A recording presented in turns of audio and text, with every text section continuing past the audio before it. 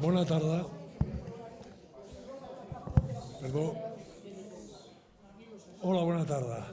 Estimats companys, senyores, senyores, avui tenim la sort i l'honor de presentar al professor Carreño, que nos deleitarà con unes conferències seves sobre l'art. El professor Carreño és advocat, llicenciat en Dret per la Universitat de Barcelona, encara que ha fet quasi tota la seva carrera professional, l'ha desenvolupat més cap a... Bueno, parlaré en castellà porque él hablará en castellano, porque tenemos la suerte también de tener algún espectador, creo que austríaco, y además hay gente que hoy lo ve por internet. De modo que hablaremos así. Seguimos continuando con su currículum. Ha sido profesor de enseñanza general básica, donde ha llegado a ser catedrático de la misma. Ha sido director del Colegio Público Francesc Macià, y entre sus muchas vertientes humanísticas que ha tenido una gran preocupación social, con los riesgos laborales, en los cuales ha escrito multitud de opúsculos sobre ello, ha hecho máster, pero además tiene otra faceta, y es la faceta artística. Ha sido un pintor autodidacta que se ha formado con muy buenos pintores, y como confluencia de todo ello, entre sus muchas cosas, hoy nos deleitará con esos aspectos filosóficos de los pasados siglos XIX y XX, de modo que, profesor, cuando quiera, donde lo tenemos, casi no se ve, adelante.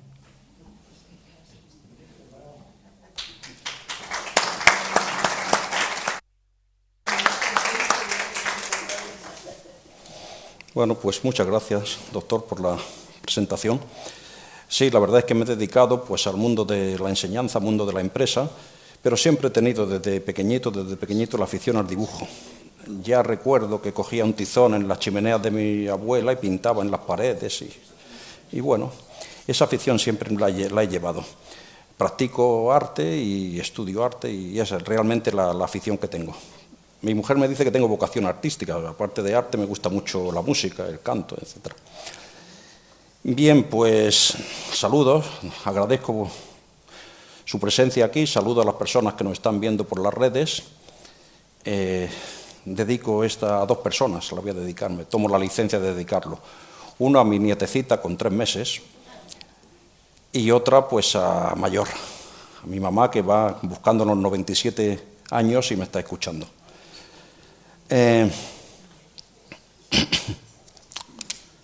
Pues he sacado este esquema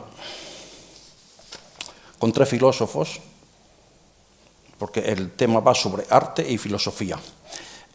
Lógicamente tenemos que saber un poquito de filosofía, ya lo sabemos lo que trata, y sobre arte, pues yo voy a dar un poquito de los esquemas, cómo tengo la visión, la visión del arte de gran parte de filósofos o de una parte de los filósofos del siglo XX, también llamados estetas, que son los que estudian la especialización en estética. Lo veremos. Y por eso me he puesto aquí tres filósofos significativos. Platón, que en definitiva no hay que explicarlo a Platón. Lo comentaremos un poquito porque Platón es un filósofo que tiene influencia actual, vigente, en el arte y en la pintura.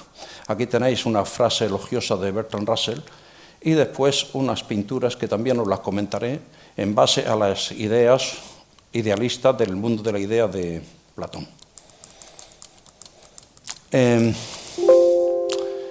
Hegel, dicho, es alemán. Bueno, este hombre es... Me preguntaron, ¿a quién ponemos? Pues yo le dije, pues poner a Hegel, por ejemplo. ¿Por qué lo ponemos? Pues básicamente por la dialéctica, fue el precursor, el iniciador del método dialéctico, que después Marx lo invirtió el método para hacerlo marxista, pero Hegel, su dialéctica era dialéctica ideológica, dialéctica de pensamiento y dialéctica de hacer con la concepción de la realidad, cómo se elabora en el pensamiento y cómo se llega siguiendo distintos pasos hasta la conciencia y la razón. Y por otra parte, una cosa que influye mucho en la pintura, él fue también el iniciador, fue la fenomenología. Fenomenología que ya fue desarrollada como ciencia en el siglo XX por Husserl. Y después tenemos un filósofo del siglo XX, finales del XIX y XX, Wittgenstein. Este hombre tenía un carácter especial, tenía unas particularidades políticas un poco cuestionables, pero no nos interesa eso. A mí lo que me interesa es el uso que hizo del lenguaje. El uso que hizo del lenguaje y el uso que decía de advertir el silencio. En la pintura del siglo XX hay un lenguaje etéreo, abstracto. Es muy difícil, ininteligible, es muy difícil entenderlo. Por tanto, la pintura del siglo XX hay que estudiar, yo diría bastante, para llegar a entender un poco al autor. Si no se estudia, no se puede entender, porque ellos mismos lo dicen así. Nuestra pintura es conceptual, es de conceptos mentales. No es una pintura que entra por el iris, por la vista. Por tanto, Wittgenstein nos dijo: el mundo y la filosofía está llena de palabrería sin sentido.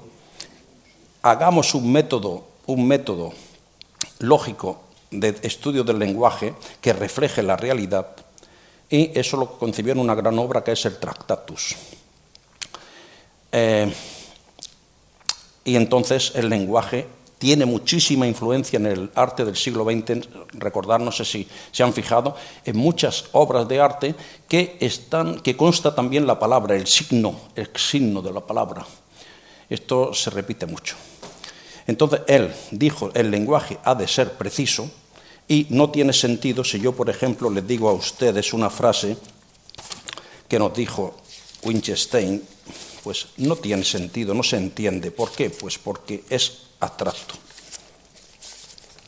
Él nos dice: el ser es la esencia de todos los entes. Bueno, esta frase no corresponde a la realidad. Hay que definir qué es el ser, qué es esencia y qué son entes. ¿Qué diferencia hay entre ente y ser? Esta frase, que se repite mucho de una u otra manera en los filósofos, no tiene sentido para este autor, y por eso da un vuelco total y quiere hacer la precisión del lenguaje. Dejo esta idea fuerte. Y después dice: sobre lo que no se entiende, sobre lo que no se sabe, hay que guardar silencio. Entonces eso me gusta mucho. ¿Cuántas veces se habla sin saber? Lo que le dijo Felipe II, cuando estaban construyendo el monasterio del Escorial, que le daba un consejo de si esto y lo otro. Le dice: ¿tú sabes lo que significa arquitrabe? Pues arquitrabe significa que se calle el que no sabe. Esto lo dijo Felipe II en el siglo XVII, pero nos lo ha repetido aquí este hombre. Bien.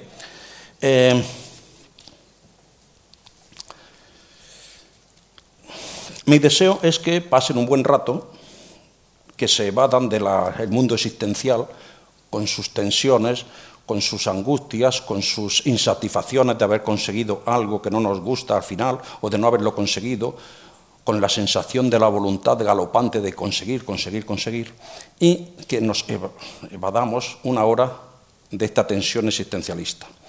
Esto, en definitiva, va consustancial con el hombre, pero ya lo dijo Schopenhauer. Schopenhauer dio esta idea: la existencialista fatal llegada a la angustia vital, al fracaso, y al hombre se queda desnudo, siempre con angustia, no satisface, no es capaz de satisfacer la angustia que tiene existencial. Dice: salvo que recurra al arte, o a la filosofía, o a la sabiduría. Y nos hablaba aquí del profesor despistado, aquel que está imbuido en su enseñanza y en su investigación. Y nos habla de la sensación artística de ver una obra de arte. Dice: cuando estemos en una obra de arte, nuestra voluntad, que depende del devenir histórico del existencialismo, se independiza de este arraigo de la existencia y tiene vida por sí misma, tiene autonomía. Esto nos da la satisfacción de contemplar una obra de arte. El arte tiene esta vitalidad, lo decía Schopenhauer. Aparte de que desde siempre el arte se tiene la valoración de que nos conecta con el absoluto, con el todo, con lo que está más allá de lo terrenal. Muy bien, entonces pues yo lo que le deseo es esto, que se evadan, que estemos un rato de disfrute, de deleite. Y esto, Kant también lo han dicho muchos, esta experiencia, sobre todo se da no solo con la belleza, sino con el concepto superior de belleza, que es el paradigma de la belleza, no me sale ahora la palabra, pero es la contemplación excelsa de la belleza. Esta contemplación excelsa de la belleza es una categoría superior a la belleza y se da en experiencias sublimes, lo sublime, efectivamente, lo sublime. Se da en experiencias sublimes. ¿Cuándo son? Pues cada uno las tiene en su momento, pero parece ser que son generales, la contemplación de una tormenta, con ese peligro que puede amenazarte incluso la vida. Entonces, ese arte de la naturaleza, o contemplando una obra de arte que es sublime. ¿Por qué? Pues porque tiene ese carácter en sí. Bien. La exposición va a ser un nivel medio. La idea, voy a dar muchas ideas, pues ideas serán comprensibles, después en el debate si hay alguna duda. Y, en definitiva, ahora voy a dar un planeo de 5 minutos, 6 o 7 minutos, para concretar muy bien los conceptos sobre arte, para entenderlos, porque si entramos directamente en el arte del siglo XX sin comentar 5 minutos, va a ser más complicado. Después empezamos con Rousseau, la idea de Rousseau, que son geniales, que aportan mucho. Después damos el siglo XIX muy rápido, nos detenemos un poquito con el simbolismo. Al final del siglo XIX nos vamos a detener, porque no se puede explicar el siglo XX sin saber la teoría del color. Los descubrimientos que se hicieron a final del siglo XIX son fundamentales, hasta que llega el último que yo he estudiado, que he leído, es de la escuela de la Bauhaus, Ayten. Ayten fue el que descubrió los 4 parámetros del color, mundo del color. Y con esto se puede entender por qué hay cuadros del siglo XIX, del posmodernismo e incluso de Van Gogh, que es posmodernista, como hay cuadros con un colorido que, siendo los del Renacimiento y del Barroco tan buenos, no tienen esa luz, no tienen ese color, porque han empleado los nuevos descubrimientos y las nuevas investigaciones sobre la teoría del color. Hablaremos un poquito también de un método transversal a final del siglo XX, de una materia transversal que se da en todas las corrientes del siglo XX, que es el primitivismo. Y después ya entramos en el mundo de las vanguardias del siglo XX. Vanguardias del siglo XX, que son el arte nuevo. Vamos a dar las 8 o 9 vanguardias, descripción, ideas principales que han influido, y después un repaso genérico para irnos muy rápido, para acabar el siglo XX con unas pinceladas muy rápidas y ver la posmodernidad, donde estamos ahora. En 45 minutos no se puede dar más. Aquí está mi problema, en sintetizar todo esto. Pues vamos a empezar. Bien, son obras de arte. Ahora decimos, ¿obras de arte qué es? Lo que a cada uno le gusta. Hay libertad. El artista hace lo que le da la gana.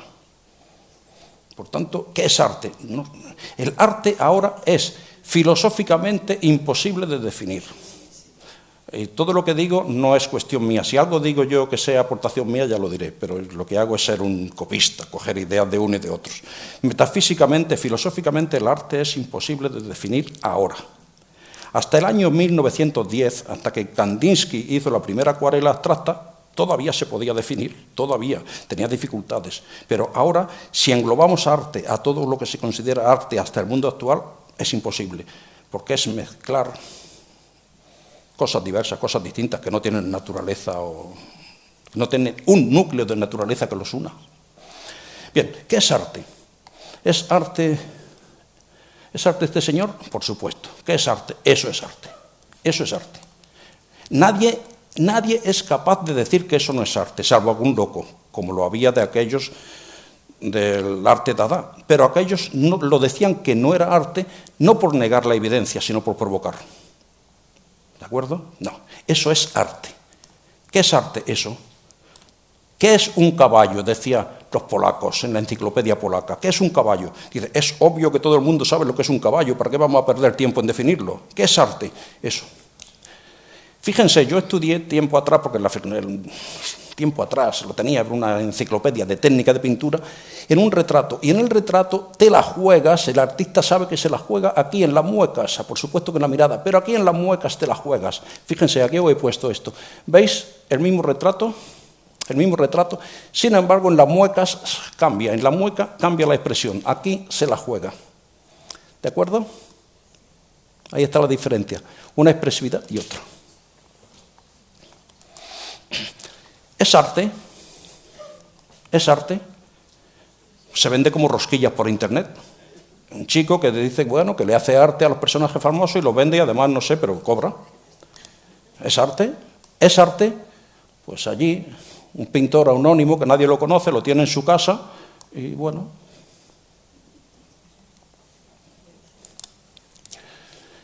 ¿Es arte? Kandinsky, obra mundial, reconocida, valorada, etcétera, etcétera, fuera del mercado de los hombres. ¿Es arte? Obra de un niño de 10 años, desconocido. Terminamos con esto. ¿Es arte? ¿Arte abstracto? ¿Ese expresionismo? ¿Esto qué es? Esto es una burla que le hicieron a los... una burla, juego, que le hicieron a los teóricos defensores del arte abstracto. Entonces en París, en un restaurante, que me parece que lo he puesto aquí, no sé, el restaurante estaba, y entonces se juntaron pues 4 bromistas e hicieron aquí el fondo, 4 bromistas de aquellos que ni siquiera eran pintores, y al burro del dueño del taller lo hartaron de zanahorias, no sé si le darían algún producto más para que moviese bien el rabo, le ataron una brocha al rabo y el burro hizo esto. Bueno, esto quedó en los anales de la historia como un cuadro maravilloso, etcétera, etcétera, gustaba, etcétera. Bueno, lo había hecho un animal. El otro día un catedrático de arte a su alumno también le decía, le puso una obra de Jackson Pollock, aquel expresionista de líneas, se puso su delantal porque pintaba, y dice, esto es arte, y era idénticamente Jackson Pollock. Y es un delantal hecho por... En fin, esto quiero decir que es lo que tenemos. Bien, la filosofía es la que nos responde quién soy, dónde soy, qué hago, dónde voy, etc. En el arte, la filosofía tiene la estética, que es la que estudia el arte. Sin embargo, bueno, hay filósofos que dicen que no son estetas, que son filósofos del arte, y la distinción entre filósofo del arte y esteta no la vamos a explicar. Una filósofa lo explicó, además se atrevió a criticar el arte del siglo XX y la universidad automáticamente la despidió. O sea que, bueno, ¿qué es arte? Definiciones. Arte, definiciones, es imposible. ¿Qué expresa? Ideas, emociones. ¿Y qué sugiere? Respuestas. Definiciones. A ver, tengo aquí algunas, por ejemplo.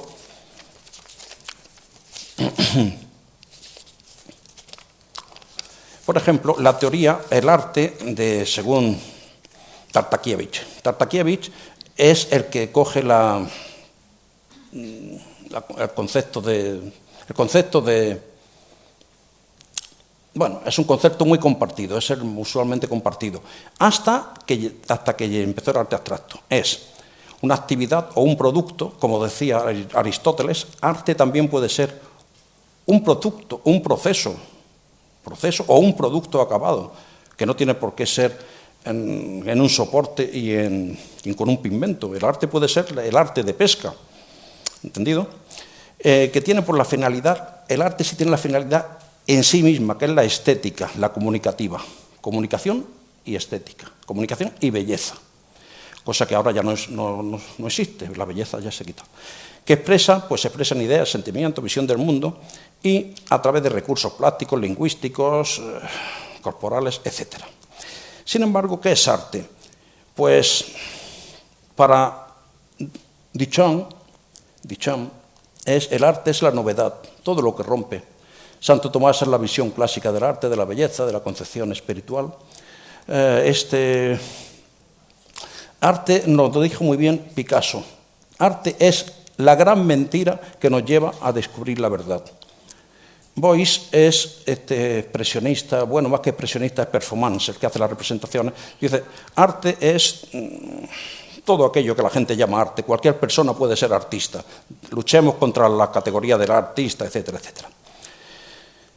Bien.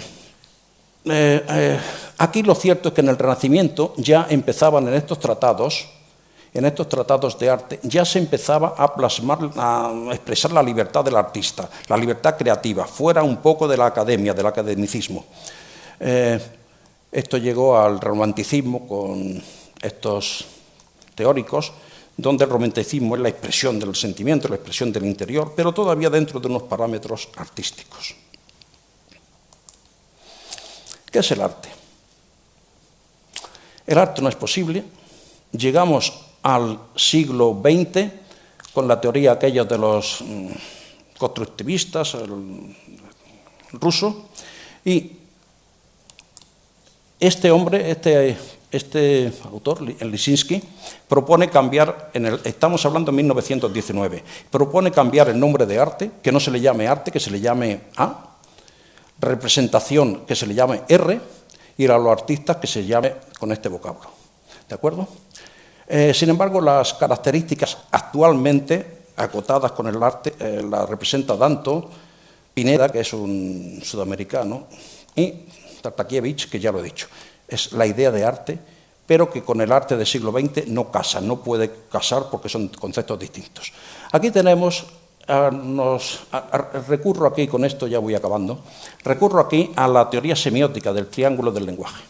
Esto fue a principios del siglo, la gramática estructural, lingüística estructural, Saussure y toda aquella gente. Entonces, el arte es comunicación, y para que haya comunicación tiene que haber un signo, un objeto y una idea. Si se rompe este triángulo no hay comunicación. ¿El signo qué es? El signo es la palabra, el gesto, la escritura, la imagen, eso es el signo. Ese signo nos lleva a un objeto. ¿De acuerdo? Si yo le estoy diciendo a ustedes pipa, pipa es un signo, pipa de fumar, ¿no? Esa pipa yo la digo, es un signo. El objeto no lo tenemos aquí, ¿de acuerdo? Pero lo tienen en su mente, cada uno tiene en su mente el objeto de pipa. Será distinto uno al otro, pero en lo fundamental todos nos vamos a poner de acuerdo en lo que es una pipa, la forma que tiene y para lo que sirve.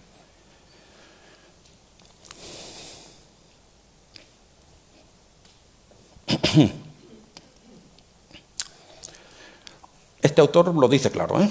El contenido y la forma están unidos a la persistencia de la idea. Contenido y forma, o signo. Se le puede llamar desde muchos distintos contextos. Bien, la teoría aristotélica habla exactamente igual, de materia y forma. La materia es la madera, inconsistente, no tiene estructura. Si le damos a la madera la forma de mesa, tenemos el objeto. Por tanto, hace falta el signo y la forma, y le dan la sustancia, le dan el objeto en sí. Bien. ¿Dónde está la magia de la pintura?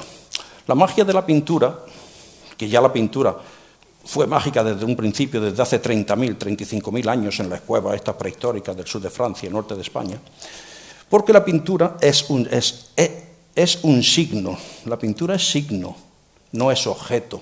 La pintura es signo, son pigmentos. Pero tiene una magia que nos ha hecho ver que la pintura es objeto, no es signo solo, es el objeto. Cuando nosotros estamos viendo a Inocencio X, el retrato de Velázquez, lo tenemos en mente y nosotros tenemos a la persona de Velázquez ahí. Y lo tenemos, nos hemos hecho la idea de cómo era ese papa. ¿Cómo era ese papa? Cuando le dijo Felipe IV al papa, ojo que no te retrate Velázquez, que te va a sacar como eres, más de lo que eres, te va a sacar tu interior. Y lo sacó. Entonces esa obra de arte es un objeto, y sin embargo no es nada. Es un lienzo con unos pigmentos puestos, no hay más. Pero la magia del arte nos ha hecho ver el arte como si fuese un objeto. Aquí lo tenéis, mirad.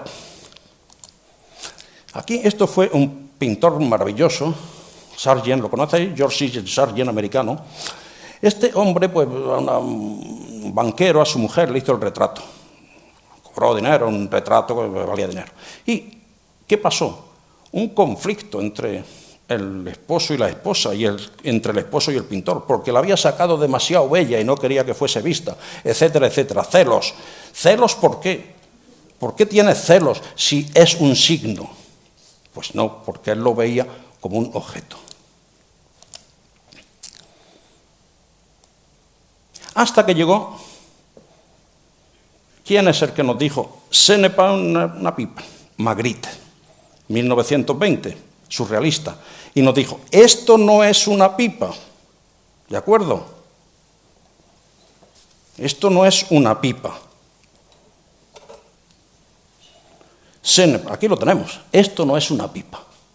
Esto es un signo, pero no es una pipa, no os confundáis, que el arte no tiene más, que el arte son pigmentos. Esto es una pipa, ¿de acuerdo? Esto sí es una pipa, esto sí es un objeto, esto sí es una pipa. Esto, por ejemplo, ¿esto qué es? ¿Una obra de arte abstracta? No, lo sabéis lo que es, ¿verdad?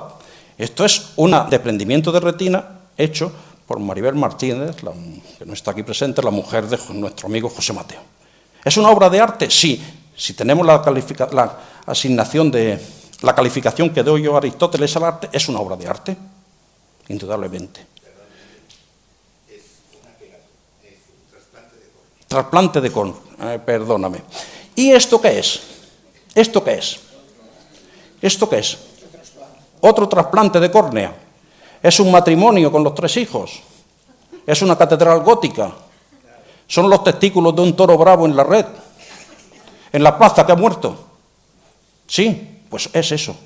Entonces, esto es Motherwell. Motherwell es un expresionista americano de los años 60, 70, y entonces el elogio a la República Española, pues no tuvo otra idea que hacer esto, y llamarlo los testículos de un toro bravo muerto en el albero, en la plaza de toros. Este concepto, perdón, este signo, porque es un signo, este signo, ¿cumple esta idea? No. Si no cumple esta idea, ¿podemos entendernos que eso es arte? No. Lo tenemos en consideración todo lo que se quiera. ¿Es arte? No, es otra cosa. Sin embargo, se le sigue llamando arte, confusión total. Lo más claro, cojan lo que les gusta y lo que no les gusta, pues no hagan caso. Que no abusen de nosotros, porque en los museos ha entrado en el siglo XX mucho, con perdón, excremento. Humano también. Manzoni, ¿era Manzoni? El de las latas aquellas envasadas de sus excrementos, ha entrado, ¿eh?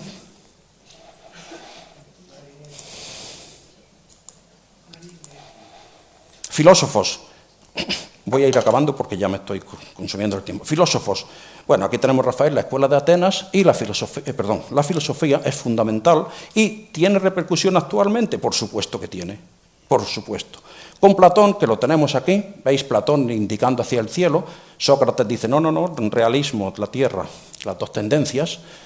Veis aquí a uno que en la Edad Media, en cierto modo, modificó dulcemente a su interés la teoría del idealismo de Platón, Plotino, para integrarlo con Santo Tomás de Aquino en la doctrina atomista.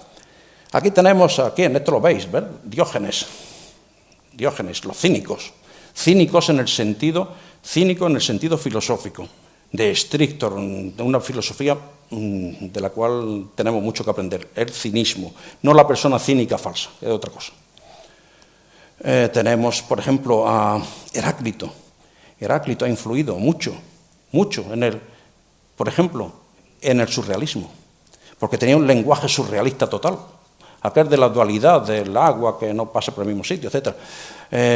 Los matemáticos, mirad, los matemáticos, Pitágoras, Arquímedes, estos matemáticos han influido en el arte abstracto totalmente, porque el arte abstracto, con la idea que tienen de conseguir, de llegar al totum, al absoluto, a la abstracción total, se refugian en la geometría. ¿Por qué? Porque desde siempre, desde antiguo, la geometría ha sido algo mágico, algo de los dioses. Es el arquetipo. Un arquetipo es la idea que la compartimos con los dioses. Y no se podían explicar, y cuesta explicárselo también, el número pi, 3, 14, 16... Nos cuesta trabajo explicarse el teorema de Pitágoras. Los ángulos de un triángulo, 180. Todas estas ideas a los antiguos les llamaba la atención. Claro, dicen, esto es algo de dioses. Entonces vino un nuestro, Torres García, Joaquín Torres García, que fue evolucionando aquí en Cataluña, que fue el que hizo el Salón de la Generalitat, fue evolucionando hasta que llegó al estructuralismo, es decir, compuestos geométricos, a la par que el constructivismo americano y a la par que la escuela STIC, neoplasticismo de Mondrian. Pues sí, influencia.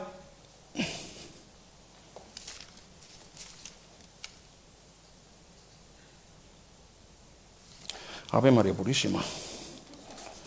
Ave María Purísima. Diógenes ha tenido mucha influencia. Voy a pasar ya. Madre mía. No podría que me pasara esto, madre mía.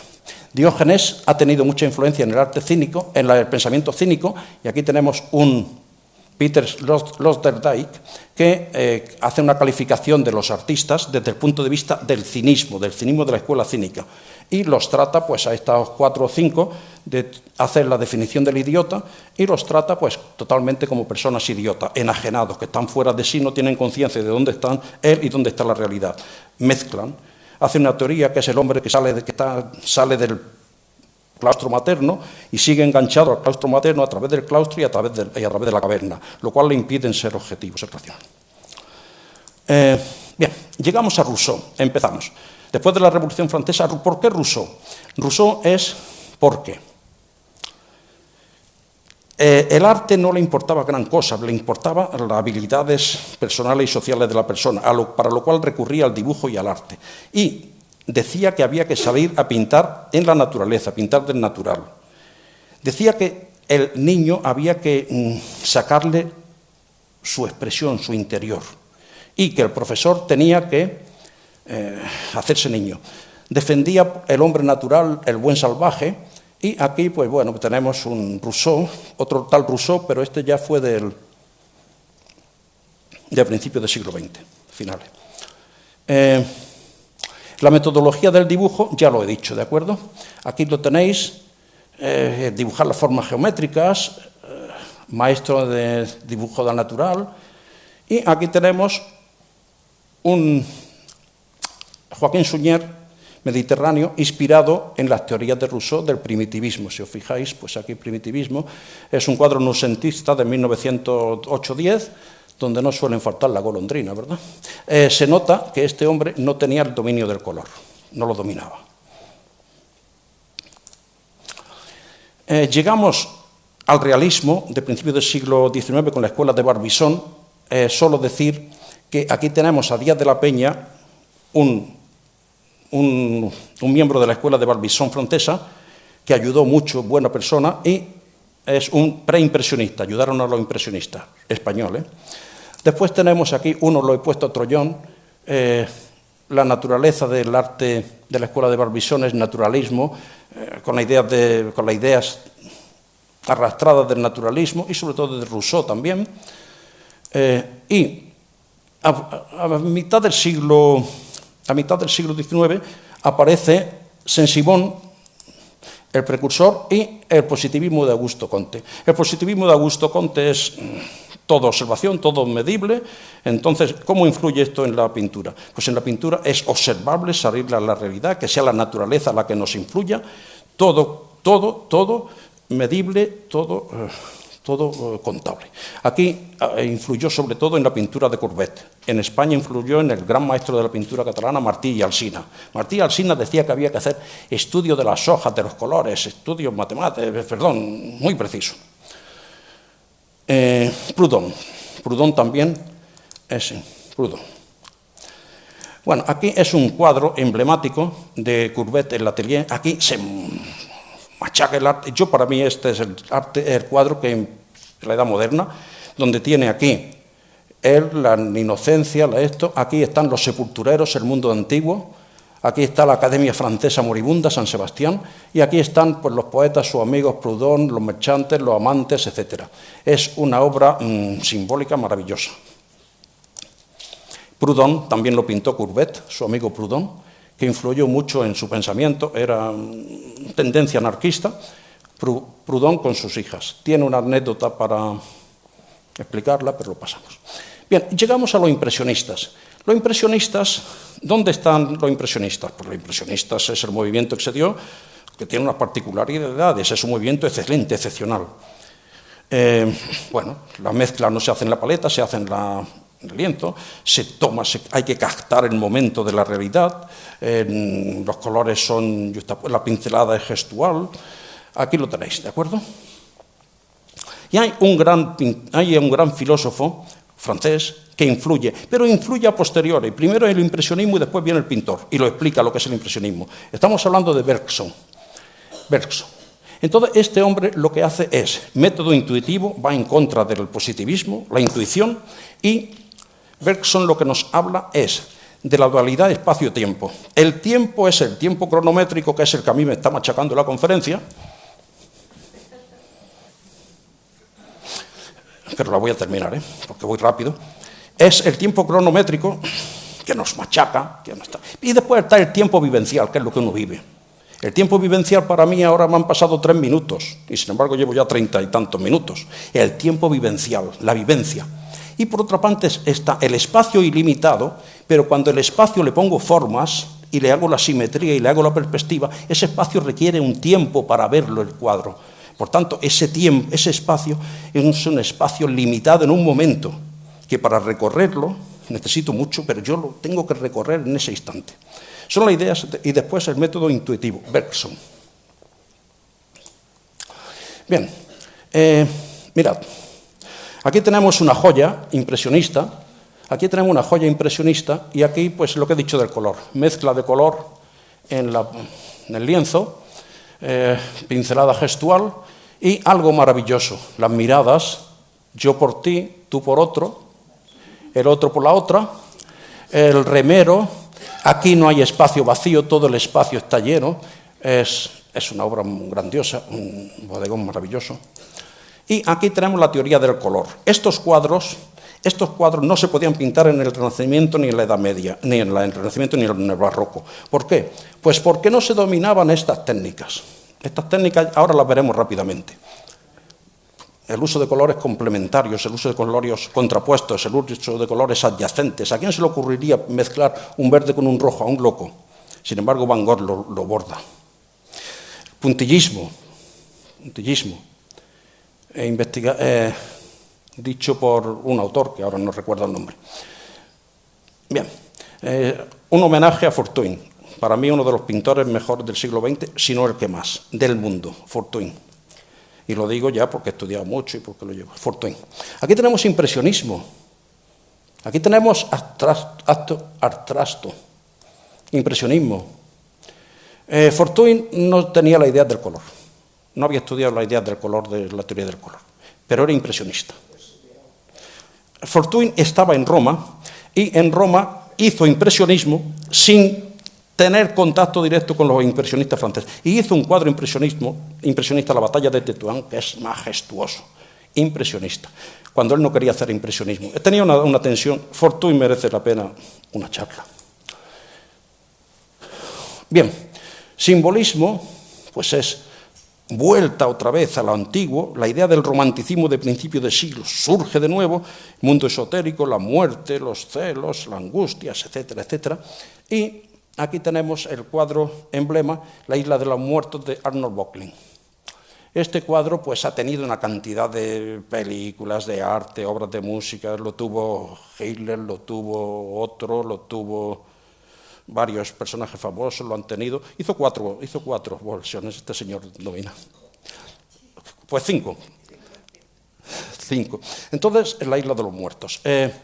Bueno, aquí aparece junto con el simbolismo el dandismo, el movimiento, estos tipos de movimientos de generacionismo, el esteticismo, etc. Y aquí tenemos un personaje, el marqués de Montesquieu, y entonces este pues fue el caballero que hizo aquí a contrapelo. Heisman hizo la novela Contrapelo y es por el mundo degenerado, el mundo del dandy, de los lujos, las pasiones, la exaltación de los...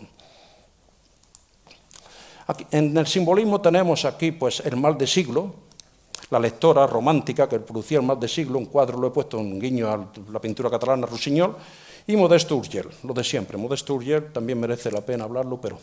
Bien, pasamos el siglo XX con un homenaje al siglo XX, que es para un servidor uno de los siglos mejores, más completos de la pintura. Siglo de oro XVII y siglo XIX, perdón. Teoría del color. Mirad, la teoría del color, como voy rápido, es colores adyacentes, colores complementarios, colores simultáneos. Todo esto es mezclar la rueda de los colores, mezclar los colores para que resalten unos más con otros.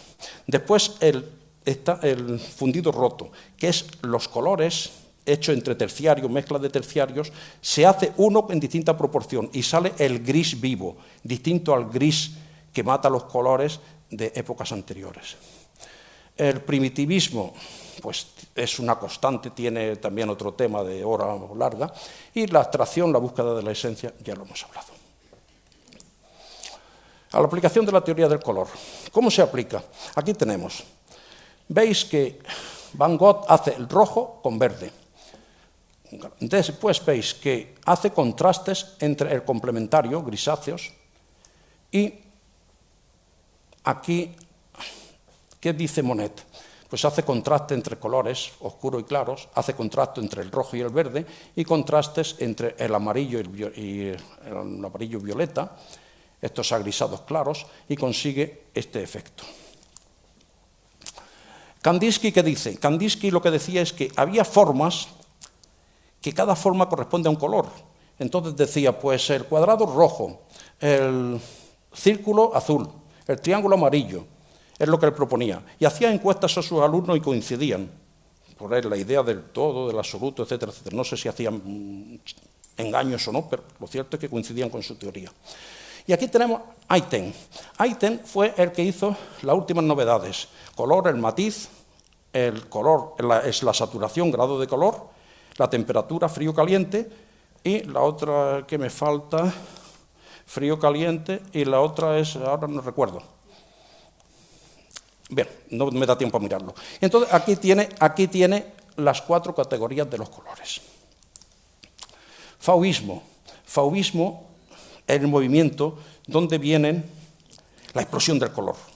Vale cualquier tipo de color, se rompe la perspectiva, no hay pintura totalmente de libertad, y en el fauvismo está Matisse y Derain. ¿Quién influyen aquí? Aquí influye la filosofía de la vitalidad, de lo vivo. Nietzsche. Influye la vitalidad, el disfrute. A pesar de que era un existencialista, Schopenhauer era hundirse, depresión, muerte. Nietzsche dice, no, vida, vitalidad. ¿De acuerdo? Aquí lo tenemos, el fauvismo. Aquí tenemos a Matisse, la Arcadia. Y entonces, fijaos cómo juega con el rojo y el verde, cómo el amarillo y el violeta los mezcla, cómo seguimos rojo y verde, y hace aquí una obra llamativa. Cubismo. En cubismo, bueno, es el primer cuadro del cubismo.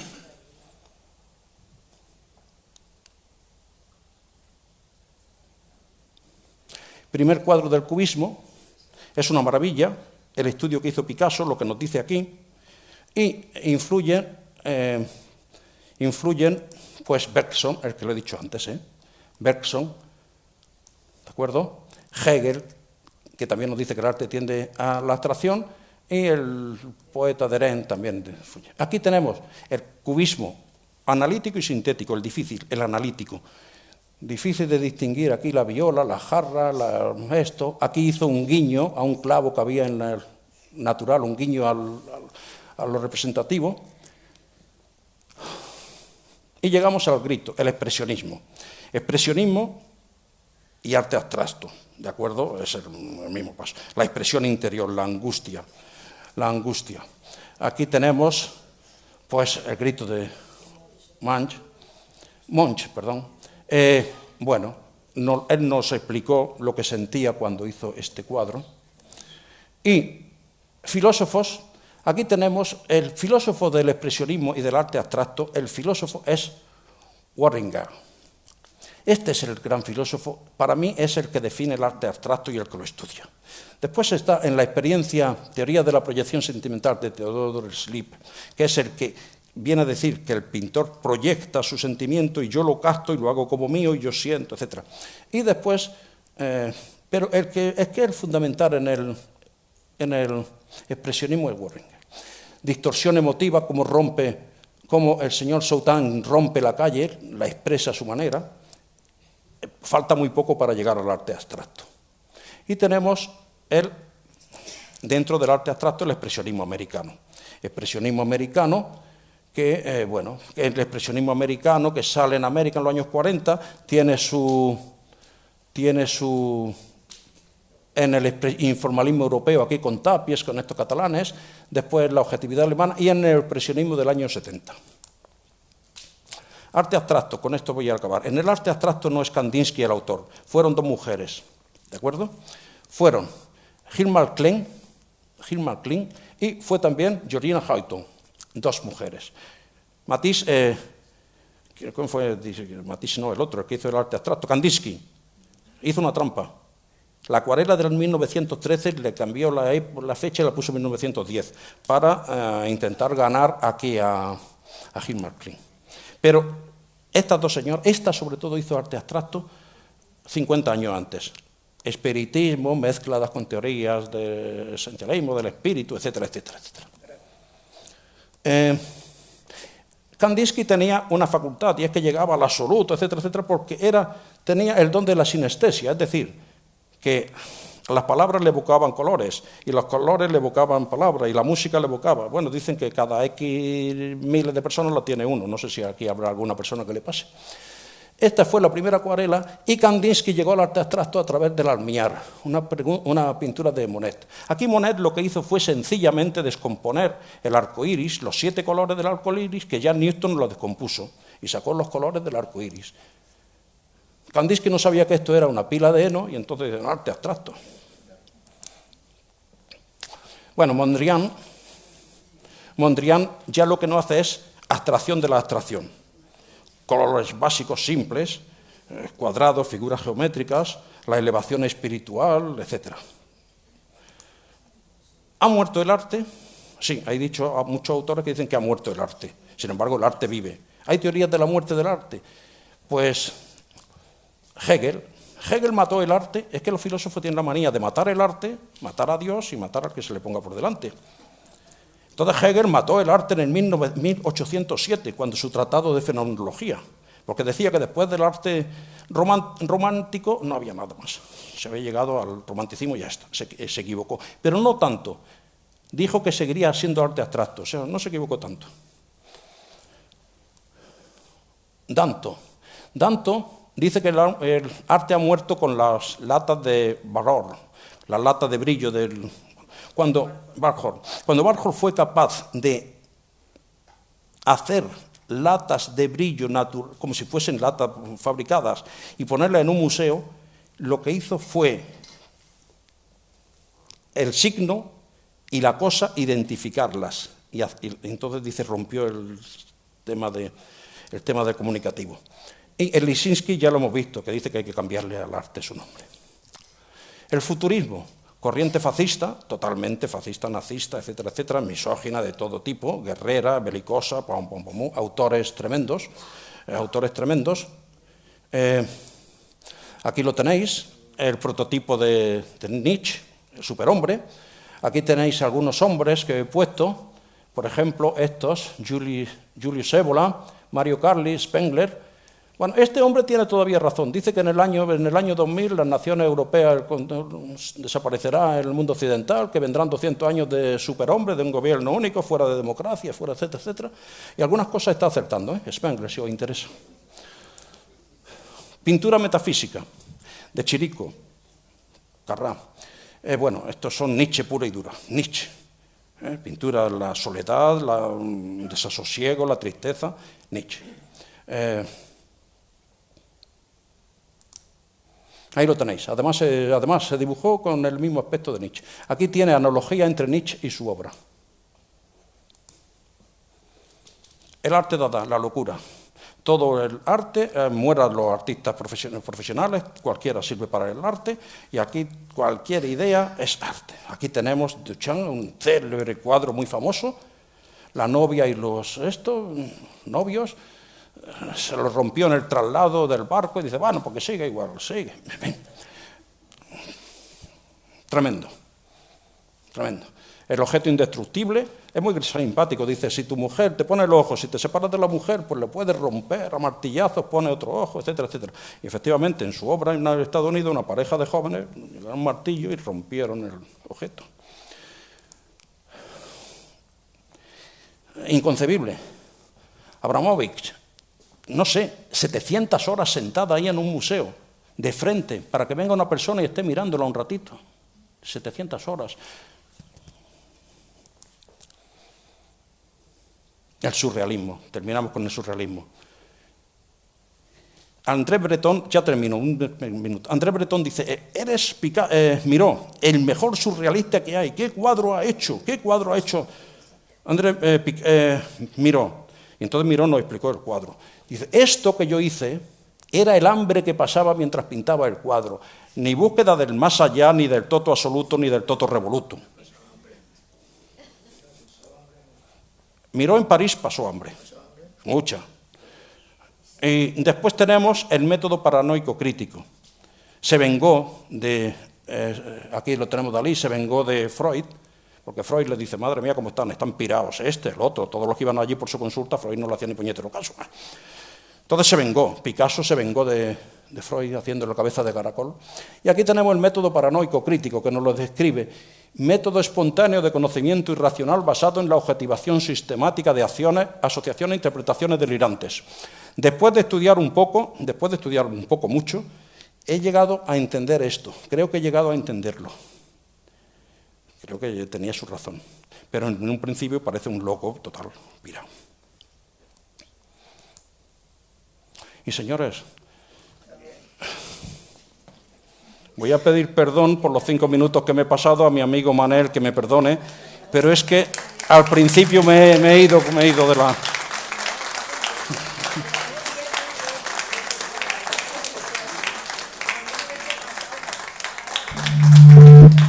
Tenía mucho más para ustedes, pero lo bueno es y breve.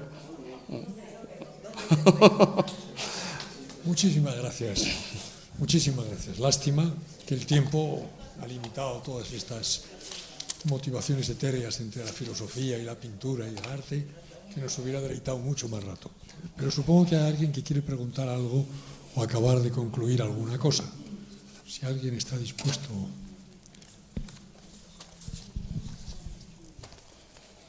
Buenas tardes. Como nadie pregunta, para romper el hielo empiezo yo, no es que tenga...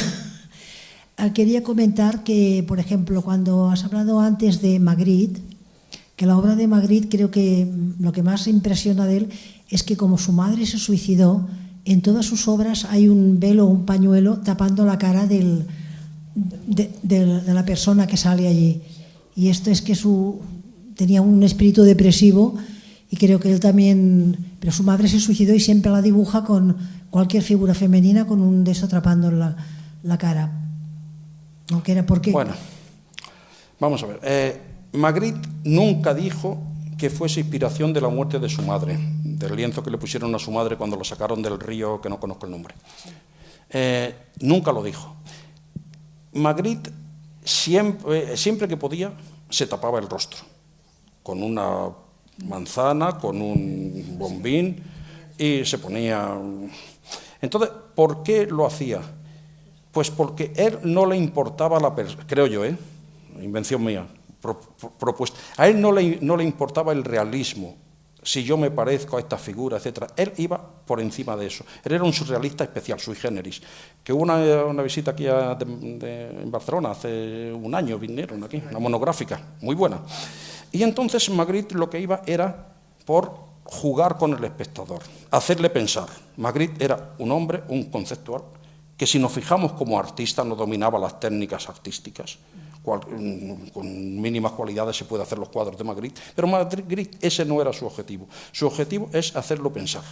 Lástima que ahora no tenga tiempo para poner las tomaduras de pelo que nos hacía, no las tomaduras, sino hacerte pensar, los temas que nos ponía Magritte para hacer pensar. En una biografía suya pone que por mimetismo con su madre, al que él estaba muy unido, nunca superó esta muerte porque además tuvieron que sacarla del río, y esta obsesión también él en no mostrar su cara, como su madre, que era irreconocible. Leí que era por esto que se ponía una manzana o cualquier cosa, que no mostraba su rostro. No sé si eso lo han dicho te lo pregunto a ti por saber los más. críticos lo han dicho.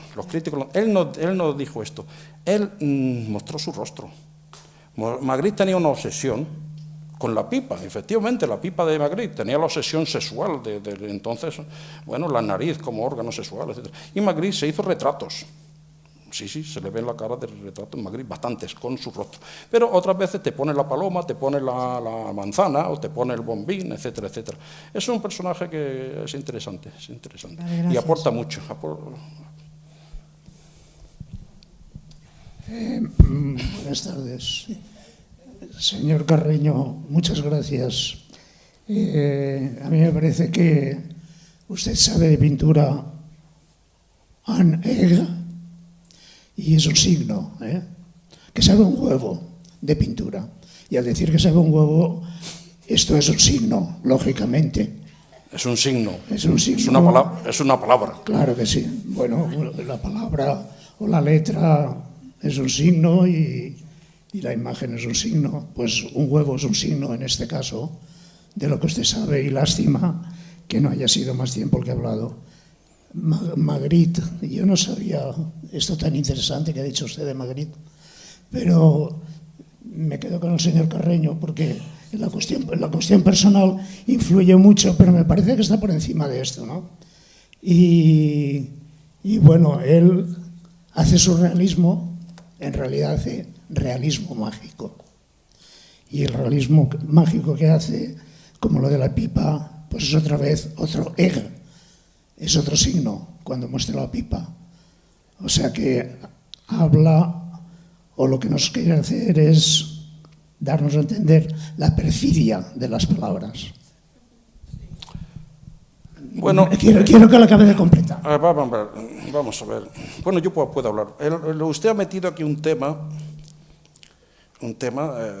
fastidiado. Entonces, si le dije a un amigo que no está por aquí, dice, voy a ir y te voy a hacer preguntas, digo, dispara a muerte, lo que pasa es que no ha venido el amigo. Es que ha utilizado poco tiempo, usted necesita... Realismo mágico. El realismo mágico no lo inventó Magritte, ni lo inventó, no. El realismo mágico se inventó en el arte prehistórico. En el arte prehistórico tenemos el arte abstracto. Entonces, cuando el hombre sentía inseguridad, es cuando pintaba el toro con los cuernos, porque le daba miedo del mundo. Entonces, para evadirse de ese miedo y tener la seguridad, se iba al arte abstracto, el mensaje con el Dios. El arco iris, que es de Dios, y que la gente de mi tierra en Almería lo tenemos con el indalo, que es el hombre aquí con el indalo, unas cuevas prehistóricas. Por tanto, el arte abstracto viene. Y entonces el realismo mágico, ese realismo mágico aparece con estas expresiones, con estos surrealistas, porque con los surrealistas aparece todo, el sueño aparece en toda la idea, pero apareció y es aquello que se pinta, que el hombre sabe que existe pero que no lo ve. Cuando un niño pinta un campo de patatas y debajo de la tierra pinta las patatas, ahí estamos en el realismo mágico. Y ese realismo mágico lo cogieron los surrealistas y hicieron la técnica esta, que es el realismo total, que es el niño, cuando está viendo a la madre y la pinta, pues como ve a la madre desnuda, o la pinta sin ropa, o yo qué sé. Este es el realismo. El caso de Magritte es un personaje que es surrealista, pero yo diría que es totalmente distinto a los demás surrealistas. Porque en Magritte no hay la exigencia que tienen los demás surrealistas. Los demás surrealistas tienen básicamente dos métodos. El automatismo psíquico, que no sé hasta qué punto es verdad, es cierto o no, cuesta creerlo, que es ponerte delante del cuadro y anular la capacidad de pensamiento, la capacidad racional, y que sea tu subconsciente el que empieza, o el inconsciente el que empieza a trabajar. Es decir, el yo, según Freud, es el ello, que es el que está por debajo, empieza el ello a trabajar, empieza esto, él no se da cuenta, etc. Y después viene, después está el super yo, que es el padre, que es el moralista. Pero esto es lo que dicen, es una técnica. Un método. Y otro método es el paranoico crítico de Dalí. Dalí lo que hacía es proyectar su paranoia, su miedo, sus temores al cuadro. Y entonces nos proyectaba en el cuadro y entonces nos transmitía su subconsciente. Dice, y ahora piensa tú que te voy a meter a ti la angustia. Y entonces se está metiéndonos los cisnes con los elefantes. Y nos está metiendo la cabeza del elefante como el animal todopoderoso que con unas simples patas es capaz de cargarse al mundo, de echarse el mundo encima. O nos está metiendo todas las ideas que quiere meternos de perversión, de jolgorio, de masturbaciones, de todas estas cosas que nos metía. Que no se explicaron bien en nuestra época lo que era el gran masturbador, por ejemplo. El sistema lo tenía callado. El Bosco era un gran precursor. Yo acabo. Le quiero dar las gracias y le pido que venga otro día, el próximo año, sin guión, también preparado como viene hoy, con su micrófono, y que nos traiga un guión y que nos hable de pintura. Espero ese día. Bueno, si me invitan no tengo inconveniente. Muchas gracias. Perfecto, cogemos el reto, ¿no? Cogemos el reto. Si Dios nos da vida y nos tiene aquí, por mí, encantado. Los dos son pintores, ¿eh? Bueno, es un pintor. ¿Nadie más? Este señor es un pintor conceptual. Hay más pintores aquí que yo sepa, ¿eh? No, yo estoy casado. Bueno, pero eso no es incompatible. Y mi mujer. No, hay pinta él.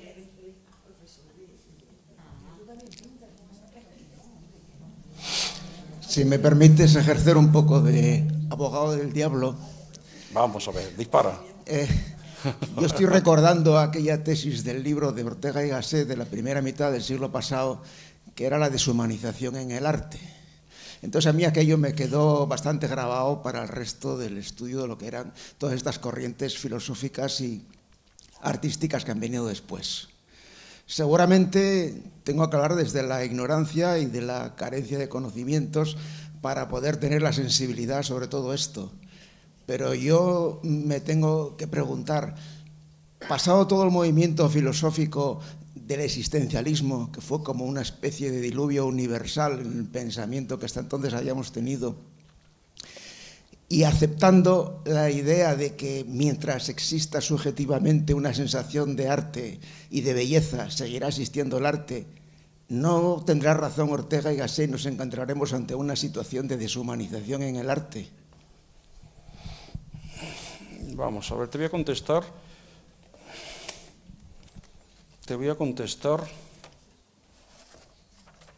Y no puedo evitar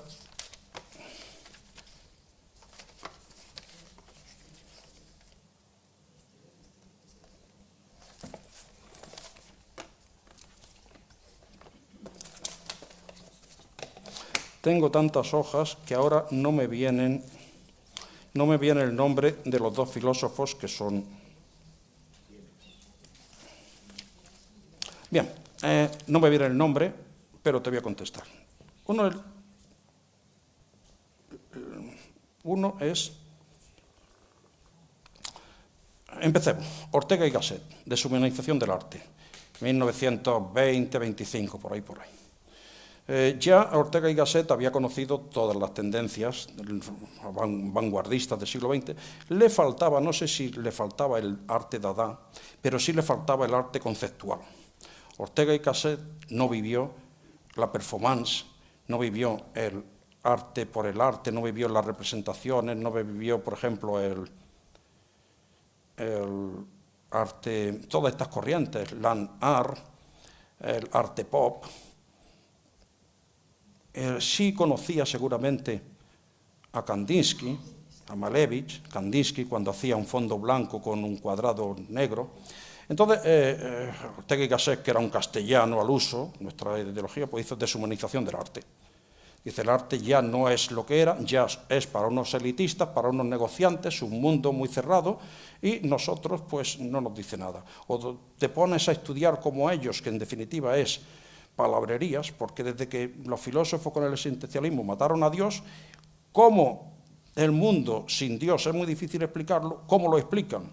el totum absolutum, el creen de la creen, etcétera, etcétera. Y entonces inventan cada uno sus palabras y dicen, madre mía, la locura. Ortega y Gasset cerró, dice no. Ortega y Gasset y aquí Jenny Dor, parejos también. Y entonces hay unos pintores, hay unos filósofos del arte conceptual que siguen lo mismo que el arte conceptual. Y voy a decir, Michel Henry, francés. Este hombre, si lo cogéis, Michel Henry, si lo cogéis veréis que es tan absurdo como una obra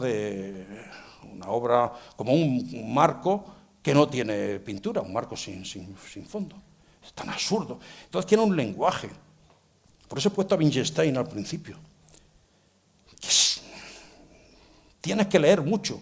¿Pero qué tienes que leer? De arte no, de referencias que le han llevado a este hombre a hacer esa cuestión. Entonces son remisiones a filósofos, remisiones a literatos, a costumbres, a discusiones en un bar o a vete a saber desde lo que surgió. Pero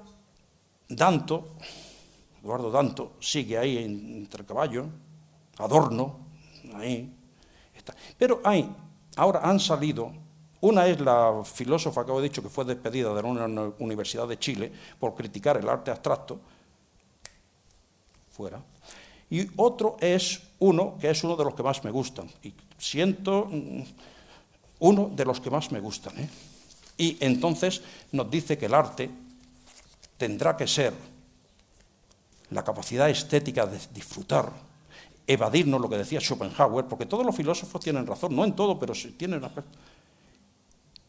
Buscar la belleza, la sensación de la belleza, que a veces con lo feo se genera la belleza estética. No es necesario la belleza, la Venus de Milo no es necesario, pero buscar la belleza y considerar que un excremento metido en una lata en un museo por 100 latas y cobrar por cada lata 120.000 euros es tomarle el pelo a quien sea.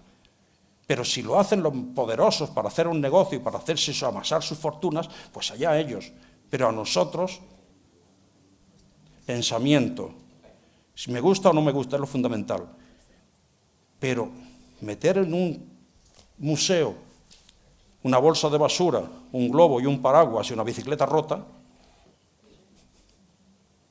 oiga, porque Boyce diga que cualquier persona tenemos capacidad de ser artistas. ¿A qué jugamos? A que lo que tiene valor se le da valor. Van Gogh fue un genio, fue un monstruo. Van Gogh. Picasso es el mejor pintor de la primera parte del siglo XX.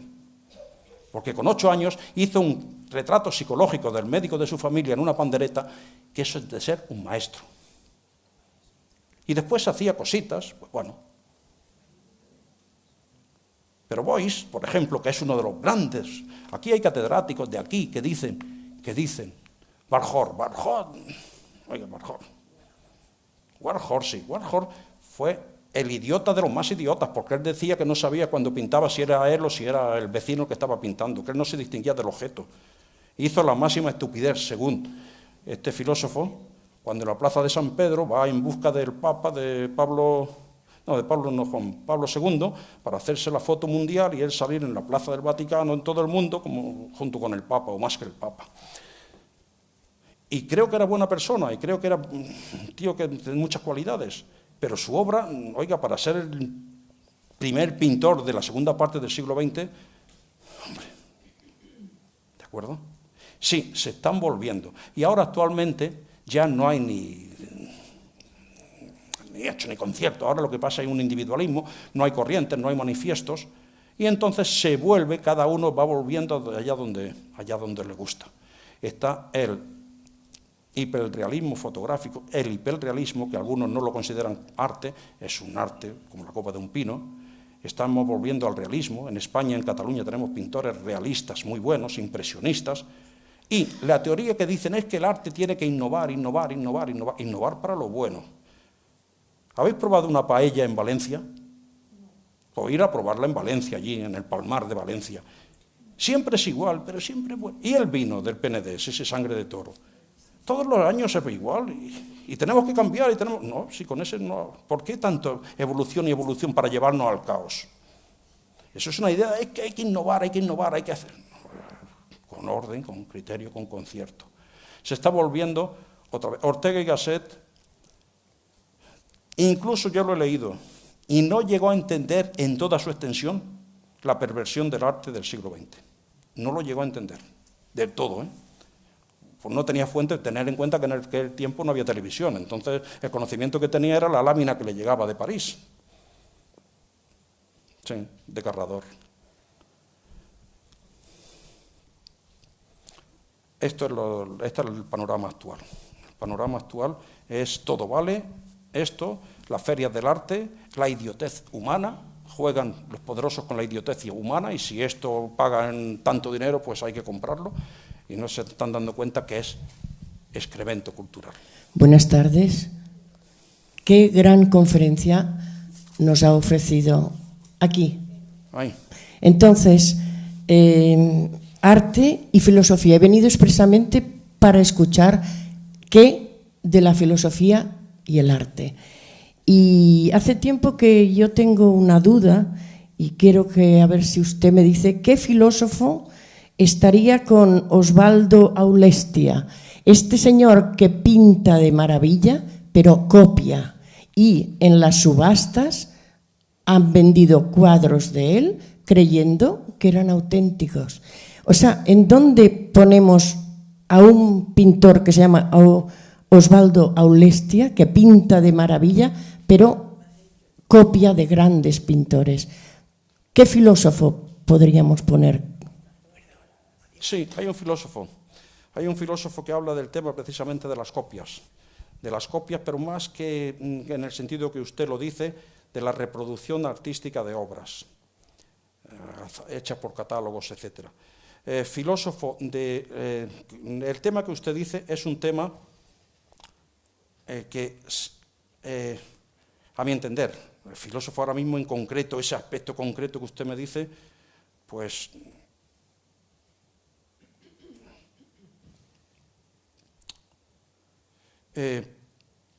la creatividad se exige en la obra, esto ya desde siempre, desde Aristóteles se pide que sea creativo, que siempre copien, pero se dice que copien de la naturaleza. Platón era al contrario, Platón decía, no me copien porque el arte es nefasto, la idea es tan esplendorosa, brilla tanto, que es imposible expresarla en materia, en pigmentos pictóricos, no puede copiar. Y si ustedes copian de una copia, están haciendo falsa copia, doblemente mentira. Una mentira por reproducir la idea, que la idea es irreproducible, y una segunda mentira por reproducir un objeto que están viendo, que como ese objeto no es la idea, están imitando a un objeto que es falso y que no es la idea, por tanto, doble mentira. Platón. Sin embargo, Platón no tuvo más remedio que sucumbir ante la belleza y aceptar la obra bien hecha, con cánones, con esto, con lo otro. Detestaba la innovación en la pintura. Imagínense lo que pensaría ahora Platón del arte del siglo XX. Copia. Bueno, si le digo copia, todos los pintores han copiado unos de otros. Todos. Aquí, ahora, ¿qué pintor? ¿Qué filósofo? No. ¿Qué pintor? Picasso. Picasso en La señorita de Aviñón hizo la composición que tiene el 5º sello del Greco. Y entonces lo que hizo fue innovar, porque Picasso era un genio. Y entonces las señoritas del Greco, en vez de ponerlas con volumen, con perspectiva, él lo que hizo fue avanzar el cubismo, que no es un cuadro exactamente cubista, las señoritas del Greco, precubismo, pero ya define cómo va a ser el cubismo, porque él fue el creador de varias corrientes. Por tanto, unos pintores se han influido de otros. A Velázquez, Inocencio X, desde el siglo XX, pues muchos. Warhol lo ha hecho. Entonces, ¿dónde está la diferencia entre Warhol con Inocencio X o alguien que imite exactamente a Inocencio X siguiendo el método de Velázquez? ¿Es ético? Sí es ético. Antes los pintores se iban al Museo del Prado y a los grandes museos a reproducir obras de arte. No es ético falsificar y poner el nombre que no es suyo, pero si tú le pones tu nombre, ¿por qué no? Y de hecho hay copias y copias y copias por los museos repartidos. ¿Es ético que un pintor como Fortuyn, al que le tomaban el pelo allí en Italia, hiciese un cuadro 3 veces, uno en Roma, otro en el Manac y otro en Filadelfia, que era el coleccionista de estampas? Los tiene igual, no, parecidos. El mejor es el de Filadelfia, el segundo el Manac y el tercero, según mi criterio, el de Roma. Y son prácticamente iguales. ¿Es ético? Sí. El tema de la copia, siempre los filósofos lo que te van a decir es que el arte que te exprese. ¿Por qué? Porque la teoría de Leibniz es el pintor, en el siglo XX, es que el pintor tiene que transmitirte una sensación a ti para que tú captes esa sensación y esa sensación la hagas tuya, expresionismo, y tú sientas lo que te está sintiendo el grito, el personaje del grito, Munch, esa angustia vital que tú la sientas. Eso es lo que te dicen los filósofos que yo he leído. Pero inspiración, copiar, nunca se copia fielmente, porque aunque quieras copiar, siempre hay un rasgo. Porque mira, no se puede copiar. Copia la fotografía, que fue un mazazo para el arte y por eso surgió todo en la vanguardia. Copia la fotografía. Pero si una persona que haga una copia de una obra de arte, no lo hace igual. En absoluto, es imposible.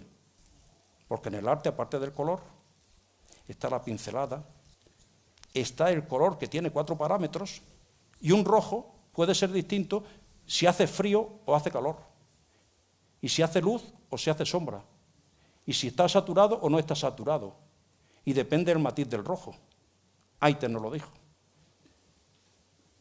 Entonces, yo me decanto de que sí, si tú quieres hacer una obra, etcétera, lo correcto es decir, inspirado, que no hay que ser copia, puesto que no es copia la fotografía, inspirado en Velázquez, Inocencio X, del cual estoy deseando de hacer yo Inocencio X, ya me gustaría hacer a mí ese cuadro.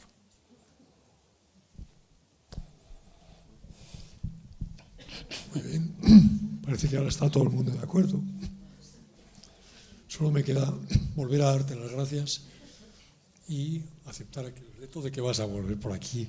Pues muchísimas gracias a vosotros. Sí, yo sí estoy, bueno, pues yo disfruto preparando, estudiando. He estado unos meses sin pintar, ahora cojo los pinceles y bueno, muchas gracias a todos.